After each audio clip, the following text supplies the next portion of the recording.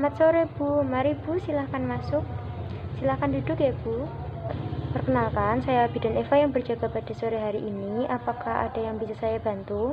Jadi Bu, saya ingin melakukan screening kesehatan mengenai menstruasi Bu. Untuk screening kesehatan, prosedur yang akan kita lakukan adalah melakukan tanya jawab. Nanti saya akan menanyakan beberapa pertanyaan untuk mendeteksi potensi gangguan kesehatan melalui beberapa pertanyaan terkait menstruasi ya Mbak. Tujuan dari screening kesehatan adalah untuk mengetahui apakah Mbak beresiko untuk terkena penyakit tertentu atau mengalami suatu masalah kesehatan. Baik, tujuan dari pemeriksaan screening kesehatan yaitu untuk mengetahui apakah Mbak beresiko untuk terkena suatu masalah kesehatan atau mengatasi kemungkinan resiko terhadap penyakit tertentu, dan juga untuk memutuskan metode pengobatan apa yang sesuai atau yang paling efektif. Ya Bu Bidan, apakah Mbak bersedia? Saya bersedia Bu. Itu saya ingin melakukan pendataan terlebih dahulu. Ini dengan Mbak siapa ya? Nama saya Nita. Umurnya berapa Mbak? 17 tahun Bu. Alamatnya di mana ya Mbak? Alamat Karanganyar. Suku bangsanya apa? Sukunya Jawa, kemudian bangsaannya Indonesia. Untuk agamanya Islam ya Mbak? Iya Bu, benar, saya beragama Islam. Ini Mbaknya masih sekolah ya? Kelas berapa Mbak? Kelas 3 SMA Bu. Apakah Mbak memiliki nomor telepon yang bisa dihubungi? 085752213624. Karena mulainya ya Mbak, sebelumnya Mbak itu sudah tahu belum apa itu menstruasi? Tahu Bu Bidan, karena saya juga sudah mengalami menstruasi. Jadi Mbak Nita sudah paham ya mengenai menstruasi itu seperti apa. Di sini saya akan menjelaskan terlebih dahulu. Pengertian dari menstruasi adalah perdarahan secara periodik dan siklik dari uterus disertai pelepasan desquamasi dari endometrium. Karena Mbak sudah memahami mengenai pengertian dari menstruasi, saya akan tanya, Mbak dulu ketika pertama kali menstruasi saat umur berapa Mbak? Kira-kira saya mengalami menstruasi yang pertama itu ketika saya SMP kelas 2 Bu. Jadi 15 tahun. Terus sekarang menstruasi yang Mbak Nita alami itu secara periodik sebulan sekali? Iya Bu, saya menstruasi itu sebulan sekali. Terus menstruasinya itu sekitar berapa hari sekali Mbak? Sekitar 28 hari Bu. Baik, untuk siklus menstruasi 28 hari itu termasuk normal ya Mbak. Jadi dalam siklus menstruasi itu terdapat 4 siklus, yaitu polimenorea atau kurang dari 21 hari, kemudian normal yaitu antara 21 sampai 35 hari, kemudian yang ketiga oligomenorea yaitu 36 sampai 90 hari, kemudian yang terakhir amenorea yaitu lebih dari 90 hari. Karena Mbak Nita tadi menstruasinya siklusnya setiap 28 hari, jadi termasuk normal ya Mbak. Iya Bu Bidan, ketika menstruasi itu darahnya yang keluar dalam jangka waktu berapa hari Mbak? Sekitar 6 atau 7 hari Bu.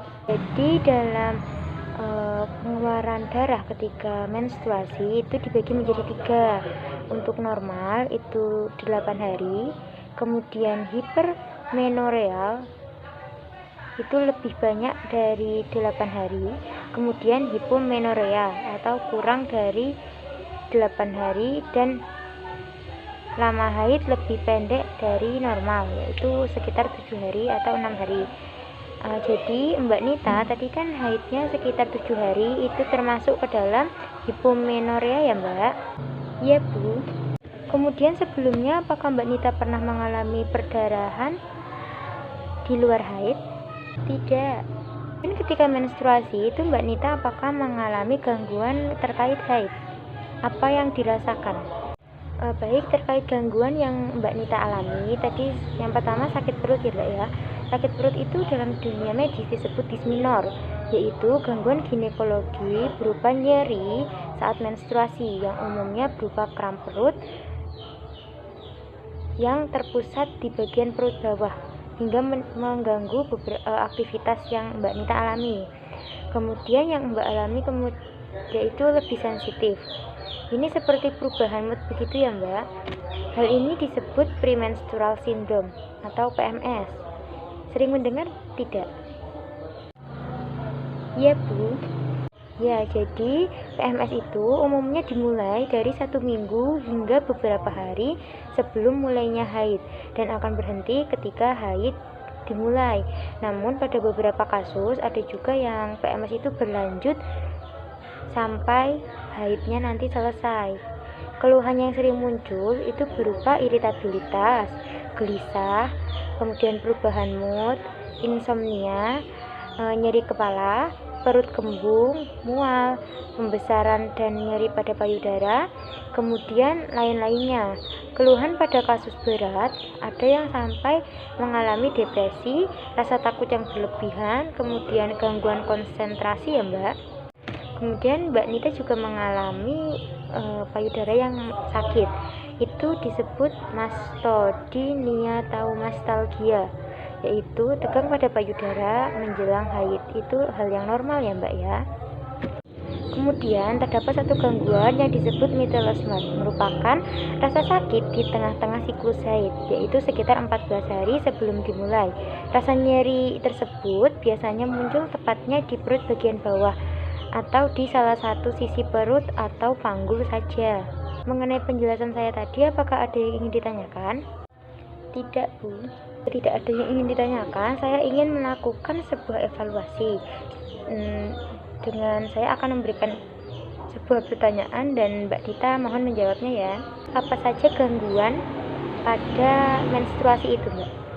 Jadi gangguan pada menstruasi itu ada 4. Yang pertama disminor, yang kedua itu PMS atau premenstrual syndrome.